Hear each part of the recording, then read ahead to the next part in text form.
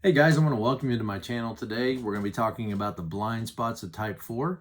And thank you for joining me. My name is Dr. Tom LaHue, and we do all kinds of discussions here about the Enneagram and about the personality types, trying to better understand ourselves so that we can better relate to others and be more compassionate with ourselves and more compassionate with others, and ultimately to be more present to life, to be more mindful.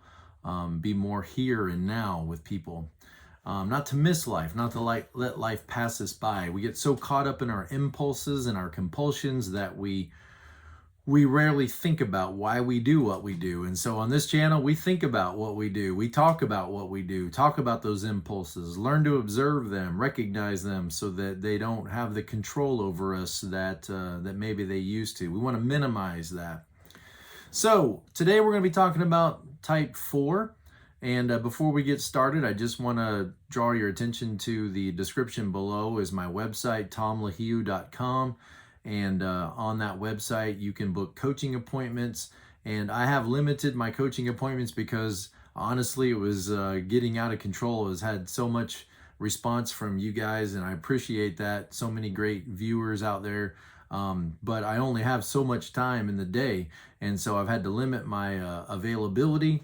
But you can still book appointments. You might be a couple of weeks out, but you can book appointments if you want to talk about personality issues or relationship issues, and you think the Enneagram could help you in some way. I'd love to discuss that with you. Also on my website, is a lot of information and courses. I haven't done any Enneagram courses yet, but that may come out in the future. We'll see. So today we're going to talk about the blind spots of type 4. And I want to reference Beatrice Chestnut's book, The 9 Types of Leaders, an excellent book. All of her books are great. And so many wonderful books. We're so blessed to have so much great information. I've had a lot of conversations with 4s and in my coaching appointments, and learned a lot, speaking directly to 4s. And so every type does have blind spots, things about us that are true or could be true that we may not pay attention to ourselves. Other people experiencing us may see these characteristics or these impulses in us, but we may not necessarily recognize them about ourselves. And when we don't recognize our blind spots, they continue to have control over us. So we want to look at these areas in our life where maybe we haven't paid attention to, and ask ourselves why we do these things, why we tend to think and act like this, and maybe not let them have so much control over us. 4s, great people, very creative. Willing to be outside the box, willing to think outside the box, willing to live outside the box. And 4s can be people that are tuned in, dialed into their emotions, dialed into their sense of identity and feelings and who they are, and may at times be a little overly dialed in. Would be good if they could be balanced between that objective 5 and that hardworking 3. That goal-focused 3. Sometimes 4s could get stuck in maybe not taking things to action, but overly thinking and sensing and feeling, and maybe have a hard time sometimes going to that healthy 1 of action. So let's look at the blind spots. Number 1, a blind spot of the 4 is to notice what's working well and what is positive in the here and now. The attention of the 4 tends to go to what is negative. 4s have a unique ability to be able to focus on what isn't working right, what is flawed. I think that fuels part of their artistic ability, is they see that something could be better. They're idealists, and they see that something could be better, something could be improved, that there's a flaw, and their attention goes straight to the flaw. Goes straight to the broken spot, straight to the area that needs improvement. But they can sometimes overemphasize the flawed and the brokenness, and can sometimes fail to see what is working, fail to see what is good.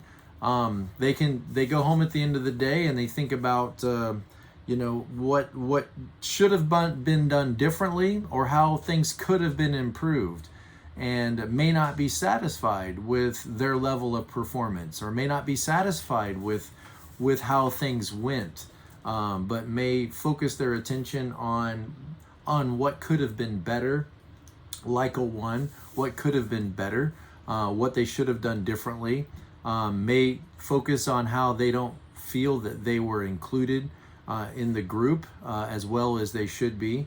And it may be wise for 4s to recognize that they have this tendency, sort of a huge window to take in anything negative and a tiny little window for anything positive. They tend to brush aside the positive and the positive comments. If I were to say to a 4, "You did a great job on your report. I really appreciate what you did today. That was a," it will sink in for a moment, but they will tend to brush that compliment aside, and then later think about, well, is my work not usually well regarded? Is there something wrong with my normal day-to-day that today stands out as different? And they may start to hear something negative when nothing negative was implied, nothing negative was communicated. But as they chew on that comment, they'll start to lean it toward the negative. And 4s tend to focus their attention on what's wrong, or what's not correct, or what's not accurate, or what's not right, or what doesn't feel right, and or how they've been slighted in some way, and may not necessarily focus on the positive or the sunny side or the bright side of things. That could be a blind spot for you. Number 2, focusing on what's great about you. That's a blind spot. 4s are going to lead with often what's wrong with them. Now, some maybe in their insecurity may overemphasize their unique talents and abilities, but it's probably out of insecurity. A lot of 4s I know are going to lead with what's negative about themselves, what they don't like about themselves. They might minimize their own gifts and strengths and qualities, and focus their attention on what they're lacking, on how they could be improved on. And perhaps it will sound like fishing to the rest of us, like they're fishing for a compliment. Oh no, honey, you're smart. No, honey, you're capable. No, you do a great job. No, you're wonderful. It'll sound like they're fishing for those kind of compliments, and they might be, but they may just be wanting to lead with what's wrong about me before you find out. Before you find out and are disappointed, I'm just going to go ahead and throw it out there, something flawed about myself, something from my basement that might shock you, that might startle you a little bit, so that you can see how broken and flawed I am, so that we can just get that out of the way and I don't have to disappoint you later. Or if I'm too much for you, or my ideas are too much for you and they're problematic, then we ought to just go ahead and end this right now before this relationship develops any farther. Because if I'm too much for you, then you're not enough for me. And so let's go ahead and resolve this by just leading with what's negative, leading with what's up, with what's not right, and then you can then react or respond to that. And so 4s may tend to de-emphasize what they really do well. It may not be obvious to them what they do well. They may have a hard time, tooting their own horn or trumpeting their own success.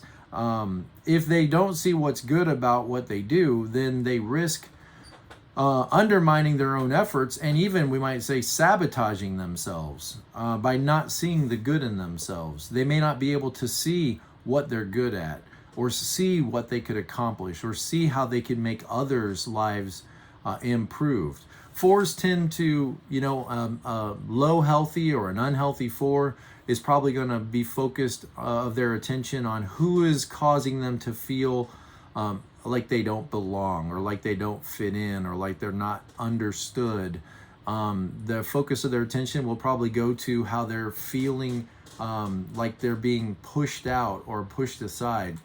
A healthy 4 is going to do the reverse of that in many ways. They're going to go into an environment and make people feel understood, make people feel like they belong, make people feel like they're being listened to and cared for and understood. Again, an unhealthy 4 is just going to try to withdraw away from those that are making them or perceived to make them feel like they don't belong or that they're misunderstood. And a healthy 4 reverses that. Goes into an environment where people are misunderstood or hurting, and they bring that understanding and that sense of belonging to people who may really be outcasts. Okay, number 3, your tendency to be overly self-referencing. And that's just an interesting way of saying sometimes you might trip over yourself. Sometimes you might not be able to take yourself out of an encounter. You may stumble over yourself.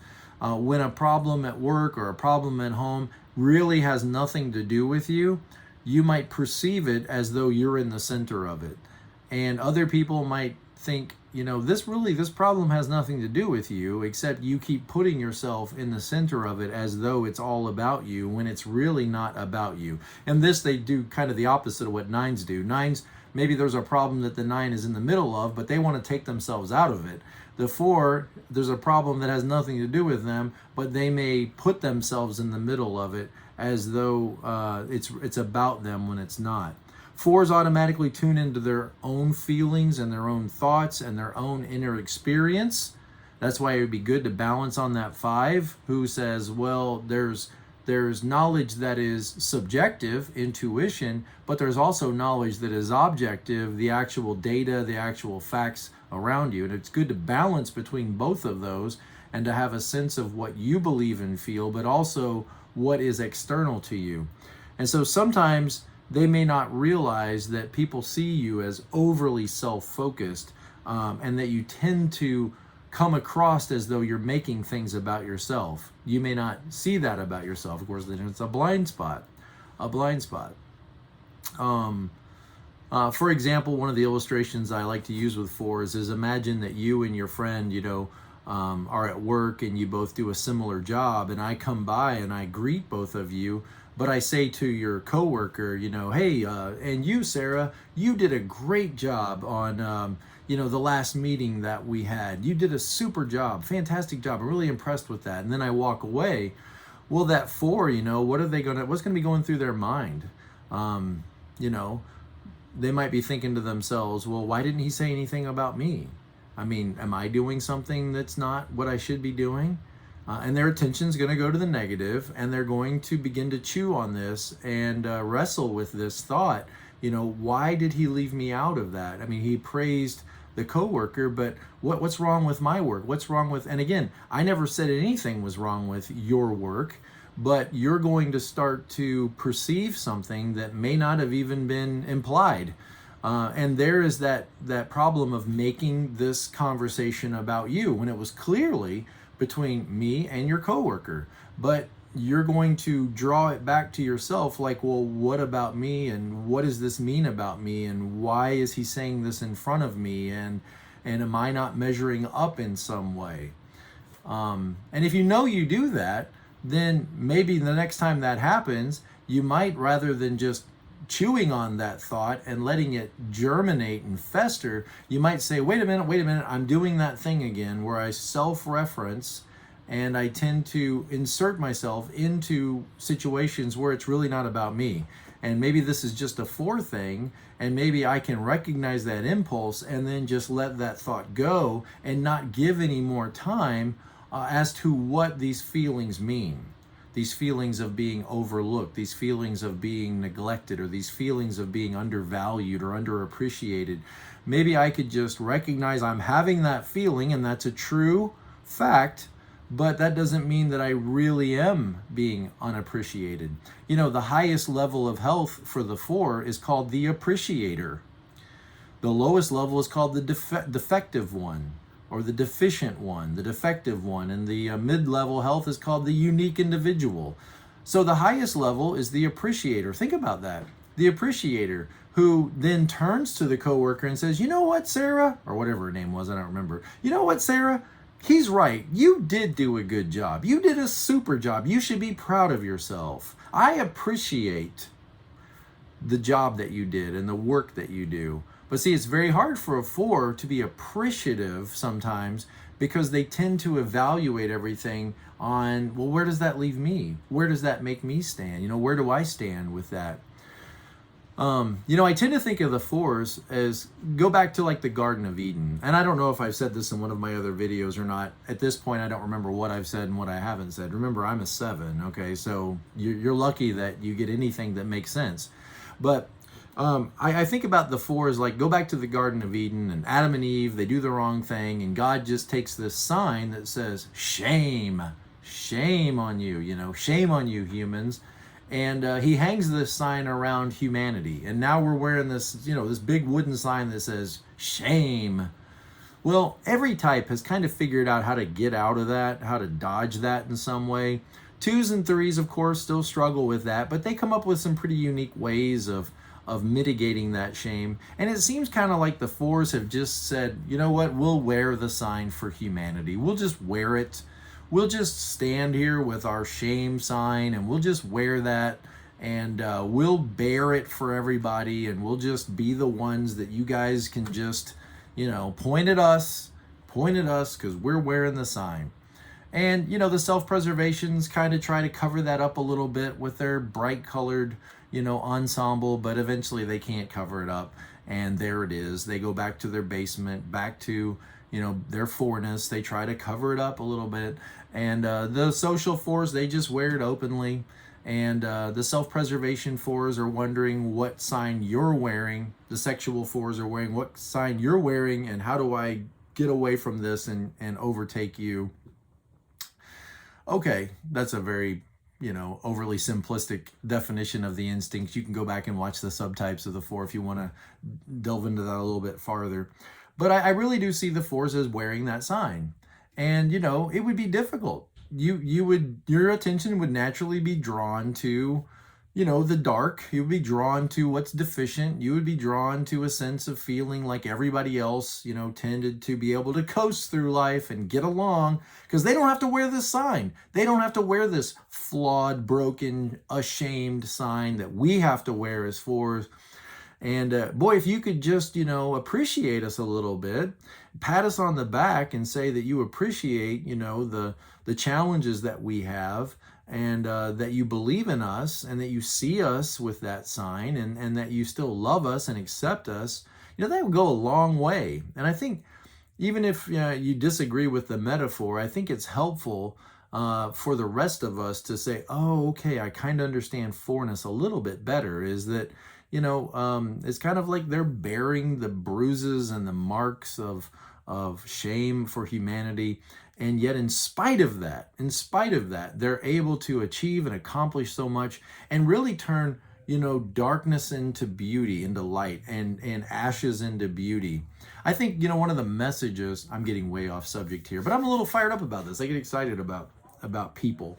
You know, I think, you know, the 4's message to the world, or to believers at least, is, you know, why are we trying so hard to fit in? Why do you try? I think the 4 could say this, especially to Christians, you know, why are you trying so hard to fit in this world? You don't belong to this world.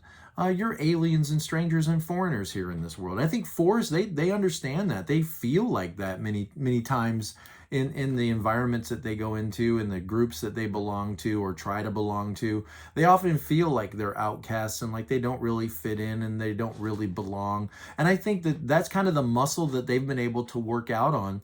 And I think they could really adopt that ministry or that mission to just say, why do you strive so hard to try to fit in this world? Maybe you don't belong here. Maybe you belong for some other world. Maybe you're trying too hard to just be accepted. What were you willing to do to be so accepted by the world? And I think 4s could really lean into that and have a really sharp message for the rest of us, because mostly we want to fit in the world. Mostly we want to be accepted by our groups and accepted by others. And sometimes we're willing to do things that maybe we shouldn't be willing to do in order to be accepted, in order to be included. And I think 4s could really teach us a lot about, you know, getting back to who we really believe we are, and are we centered enough that we're okay if the crowds don't applaud or the crowds don't accept us. I think fours could also really share a powerful message to the rest of us that God makes beautiful things out of broken things. That treasure in jars of clay kind of idea, that you can take ashes and you can fashion them into something great. And fours really are able to do that. They're able to see all of the broken stuff. They're able to see, what others might cast off and cast aside, and then take that and fashion it into something unique and special and beautiful and attractive. Fours tend to not be attracted to the perfect stuff that rolls off of an assembly line. They tend to be frustrated with the $1,000 dress, that was made by a professional and rolls off of a perfect, assembly line. They like something that is homespun, that is somebody put their effort and their work and their creative design behind. And it's not just some assembly line, perfection, store-bought art, the sort of Hobby Lobby Michaels art, that just decorates a wall that most of us are just okay with. We're okay with just beautiful things that are, made in a factory in an assembly line, and all the lines are sharp and crisp and perfect. And fours, I think, are able to see the imperfection of perfection. And the perfection of imperfection is that some things are perfectly imperfect, and that's what makes them perfect. Try explain that to a 1, the perfection of imperfection. But fours are able to do that. They're able to see the beauty in the ashes, the creativity in the dust. And I think fours could really help the rest of us say, look, why does every line have to be straight, in order for it to be okay?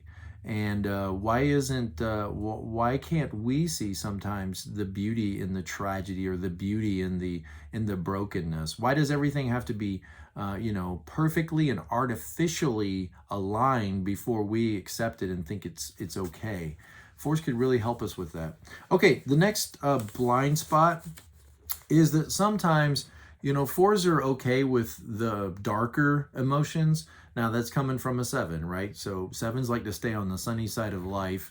We stay away from the dark alleys of life, but fours don't. Fours are okay with going there, the melancholy, the sadness, the anxiety, the depression, all of those things that I would run away from naturally. Fours are balanced in. They're okay with those things because that's just information. That's just information, that they are willing to examine and accept and live in, because it just helps them understand more about themselves and who they are and why they're feeling what they're feeling and what their identity is and all those important things. I think that the blind spot, though, for the 4 is that sometimes they can be comfortable, so comfortable in those darker emotions that they may not realize that they're going there at times as a refuge to protect them away from maybe some other things that they don't want to think about or have to do. All of these Enneagram types, I think, are really just self-protective ways for broken people to make it through a broken world. Each one of them is a broken path for broken people to make it through a broken world. And the 4, is okay with dealing with the darker, deeper, heavier, weightier, whatever you want to say, these emotional truths or these factors about life and themselves. But maybe what they might not realize, the blind spot, is that maybe they go there to keep from having to do other things. Like maybe they just accept that they're not going to be loved or cared about, and they might lead in a relationship with that and even sabotage that relationship, because what would happen if I actually tried to have a relationship with someone and then I did the best I could and yet I was still rejected? So maybe I'll just lead with rejection. I'll just lead with they're probably going to reject me. I might roll out something about myself that might instigate a person rejecting me, and then when they do, well, there, see, people reject me. But what if you tried really hard to to make a relationship work and you still got rejected. See, that's terrifying. So I'll just go ahead and maybe sabotage this relationship so that when it happens, I'll be prepared for it. Or what about the idea that if I worked really hard, leaned on my 3, and strived and set goals and got up early and followed the rules, which 4s may have a hard time, going to bed on time and waking up on time and getting to work at the right time. If I strived and worked really hard, I could be successful maybe, but that would take striving and working really hard. And maybe I don't want to strive and work really hard, so I'll just go ahead and accept the fact that I don't fit in and that my work is not going to be appreciated, and I'll just go to that depressed, outcast emotions as a way of protecting me from having to strive and work really hard. Now, you may think I've lost my mind and you may be upset right now, and maybe this doesn't describe you at all. Good. To the degree that it doesn't, means that this is not a blind spot for you, and I'm very proud of you. Okay, let's look at the last one. And one thing I wanted to say about that Beatrice says in her book is that it could be a refuge. They could take refuge in a specific feeling like sadness or pain as a way of distracting them from a deeper, more painful feeling like the fear of failure or rejection. Okay, and the last one is that all the things that you have to be grateful for. I know nobody wants to talk about this, but 7s and 4s would be so benefited by spending some time just being grateful, just thanking God for all of the many wonderful things that we enjoy in life, to feel the gratitude, to see the sunny side and thank God for all of the things that we have been gifted with. Gratitude can be a relatively easy way for 4s to remember what good lives they actually have. They don't tend to think, I have a great life. They tend to focus on the tragedies, the flaws, the brokenness, the failures, the difficulties. But what if you could intentionally flip that around? It's a blind spot for you. What if you could intentionally flip that around and say, today I'm going to focus on all of the good. I'm going to focus on what's working. I'm going to focus on what I do well. Sounds a lot like 3s, and being balanced between both those wings is being healthy. All right. So you may forget how rejuvenating and uplifting it could be if you intentionally express gratitude. And by the way, doesn't that get back to the healthiest level of 4, the appreciator? How could you be an appreciator if you don't express gratitude? If you don't point at something and say, that's lovely, that's wonderful, that's beautiful, that's fantastic, this is great in my life, and I embrace it and I accept it, I appreciate it, and I appreciate what they can do, and I appreciate what they can bring to the team. Rather than seeing somebody, the 4 tends to see themselves here and everybody else is here. And rather than see that person and think, well, why did they have such an advantage? And why do they get so much attention? And why does things seem to work out so well for them? Remember, the sin of the 4 is envy, right? So why is everything working for them? Rather, instead, to just appreciate this person and say, you know what? I'm happy for them. Their success doesn't mean my failure. Their acceptance doesn't mean that I'm an outcast. I appreciate all that they've accomplished and all that they've done and all that they can teach me. And I'm thankful for what I do have and what I do possess. In many ways, these might be antidotes to some of the negative impulses that you experience. Thank you guys. I really appreciate you sticking out for this video. Thanks to all my patrons. I appreciate your support. And until I see you next time, be present to life, guys. I'll see you.